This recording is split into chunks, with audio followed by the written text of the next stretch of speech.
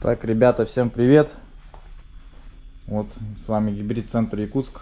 Загнали сегодня вот такой автомобиль ко мне. Это у нас Toyota, говорю, Honda Accord. К нам едут Хонды. Вот, красавец такой, в принципе. Хозяин говорит, аппарат радует.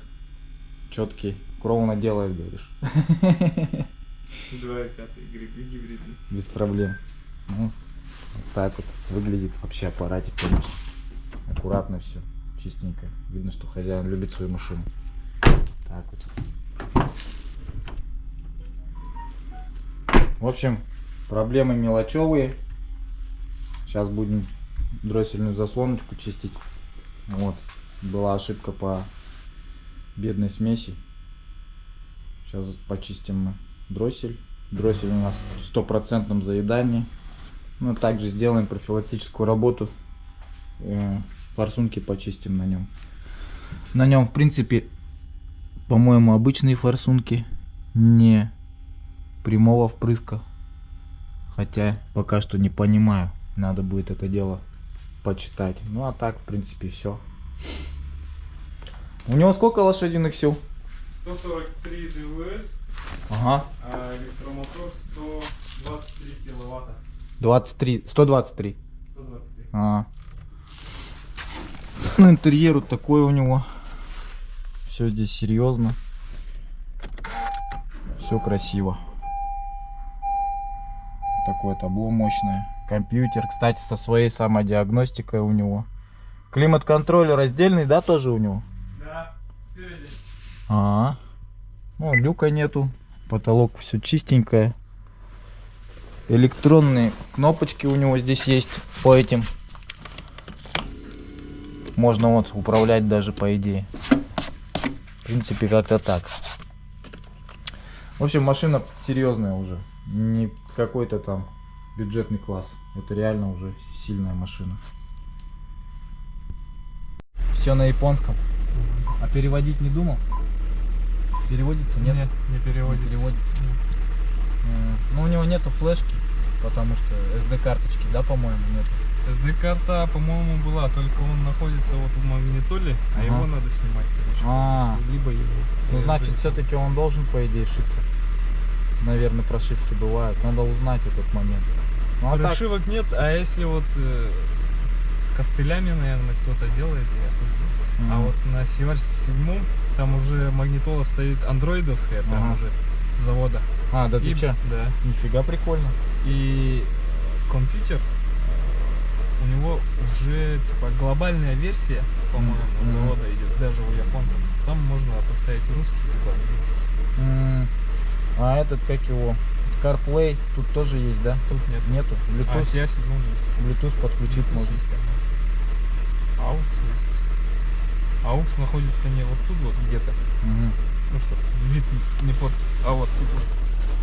Ничего себе. Вот он. Ну, нормально сделано. Удобно. Холодильника нету? Холодильника нет. Вот так. Радар получается адаптивный у него есть.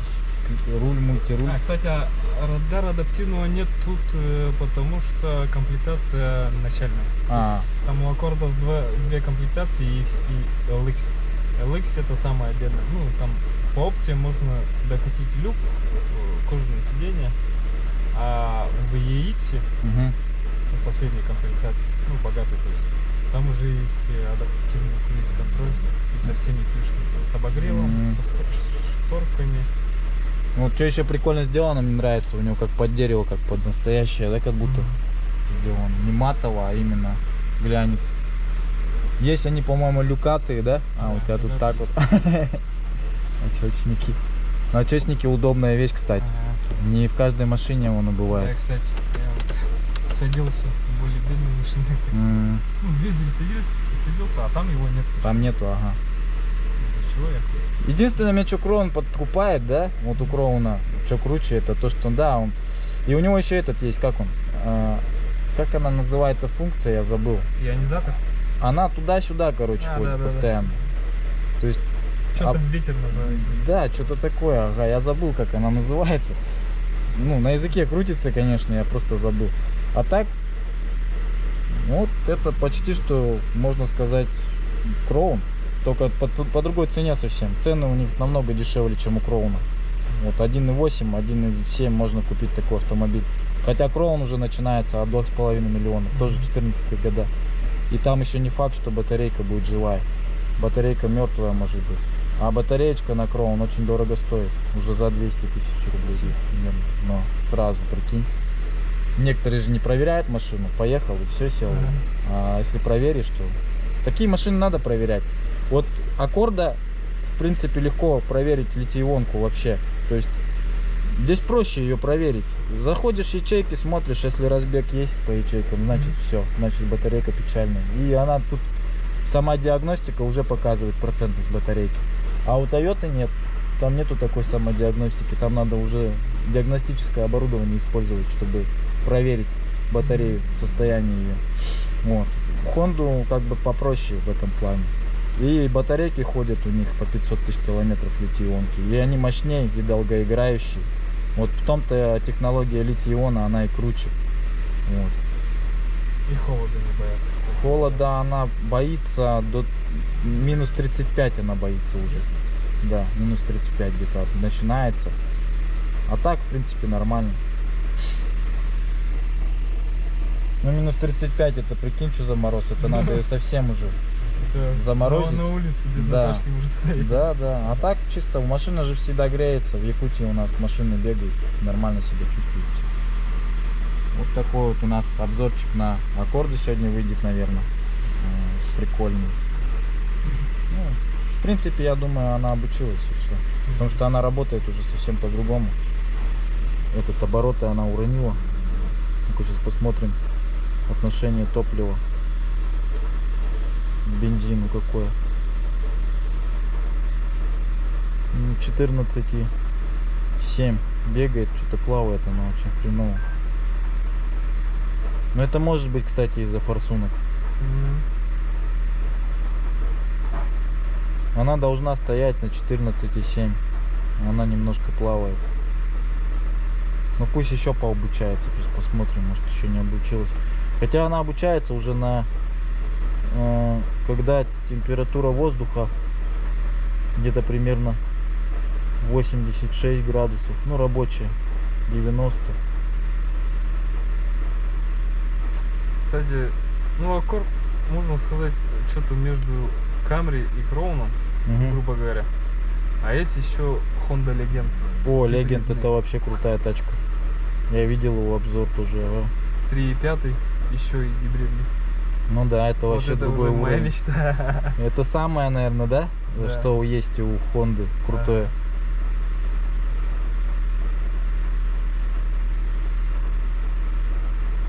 Что-то они Honda со спорта вышли совсем. У них нету спортивных автомобилей, не стало. Ну, как это было? Формула-1 же они уже тоже вышли, да? Да, с Red Bull вышли, но будут типа, как его там? Консультировать, что ли? Ну не совсем вышли, короче. Да. Будут обслуживать, но строить не будут. А Toyota вроде бы как все равно в спорте еще. Они вот... Что там они выпустили-то? Supra у них есть. Все-таки они продолжили Supra. Более-менее. Ну, GR еще. GR есть, ну. Nissan что-то тоже не понял. GTR, по-моему, выпускается еще же, по-моему, GTR. Или нет уже? Есть, по-моему. Рестайлинговый год GTR был, да. 24 или 25 последний год. 35-го. Mitsubishi тоже тачки технологичные стали делать вообще. У них технология PHV офигенная, на самом деле. От розетки заряжается, и там сколько-то километров просто можешь ехать чисто на электронке. Потом, когда сажается батарейка совсем, он можешь, ну, на двигатель переходит сам, начинает батарею заряжать. А если ты до розетки доедешь, так ты можешь опять его зарядить, и, ну, вообще классно, конечно. У этого, у Prius тоже PHV есть Prius, но... Кстати, у Аккордов они тоже были PHEV. PHEV есть, да? Да. Спереди у него тут на левом крыле есть розетка. Ага. тоже подтверждается, только в России я что-то не видел вообще. Не было, да? Не было. Это CR8, наверное, уже, да? Там CR, если не совру, то ли 4, то ли 5. Ну, если в дроне посмотреть, Но. там есть. Но в России интересно, почему-то они... Дорогой, наверное, или слишком растаможка дорогая, поэтому не берут его. Легенду тоже растамаживают. Нифига она будет стоить денег. Объем уже великий, лапшадей много. Вот, ребята, у Honda Accord есть вот такой вот сервисный режим. MyTens Mod тоже как на Toyota. Переводится точно так же. Не как уже в визелях, в фридах, фитах, во всех этих моделях. Там просто есть режим спорт. Он и есть как бы режим сервисный, можно сказать. Он всегда на двигатель переводится. Здесь режима... Тут спорта нету, да, как такового? Нет.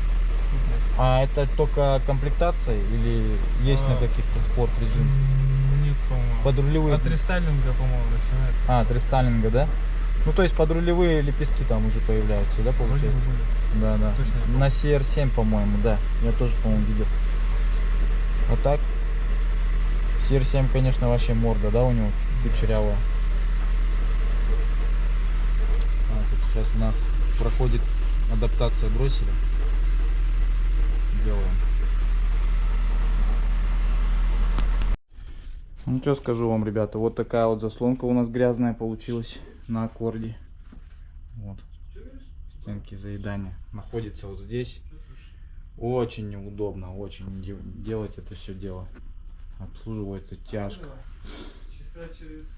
Поэтому машина вроде бы классная, все, но по обслуживанию она уже не такая уж и классная. Эти машины, как визеля, проще намного обслуживать. У Аккорда вот эта установочка уже есть, видишь? То есть в отличие от фита, от того же шаттла, от того же там везеля, да, вот эти все модели Грейс, что там еще, Фрид, у них нету инвертора как такового. У них маленькая коробка, которая просто ток понижает, повышает. А вот это уже это уже конкретно генератор, который идет от как у Toyota. В принципе, то же самое, похожее. Toyota и Nissan. У Nissan тоже есть свой инвертор, который он как бы является генератором тока. То есть электромотор, то есть за все отвечает вот эта коробка, за заряд, за разряд, за то, как переключать между моторами мощность и все остальное. Все она отвечает полностью. Вот. У мелких, у бюджетного класса автомобилей Honda такого нету. У них немножко по-другому гибрид построен. Там, наверное, и не нужен. Да, он не нужен. Тут мощность очень большая, потому что... Вот сколько он получается, мощность, ты говорил? 143 ДВС. Угу. И электромотор 124 киловатта. Вот, представь, такая мощность. Ему уже надо что-то более крутое, чтобы это все обрабатывать. Вот для этого и создан вот этот инвертор, так сказать. Вот.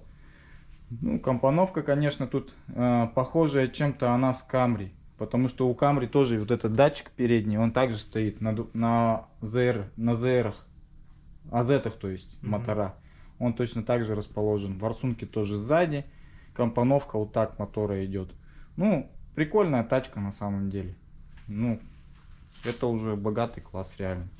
Ну ладно, что, будем сейчас дроссель почистили, сейчас будем заводить. Ну, то есть мы сейчас адаптировать дроссельку будем.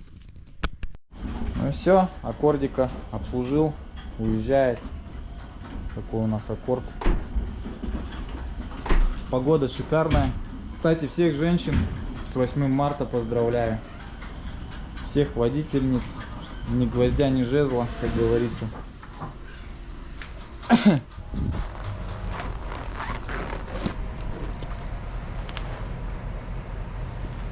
Вот машина обслуживается. Вовремя обслуживает парень машину, в принципе. Есть нюансы, конечно. Давай.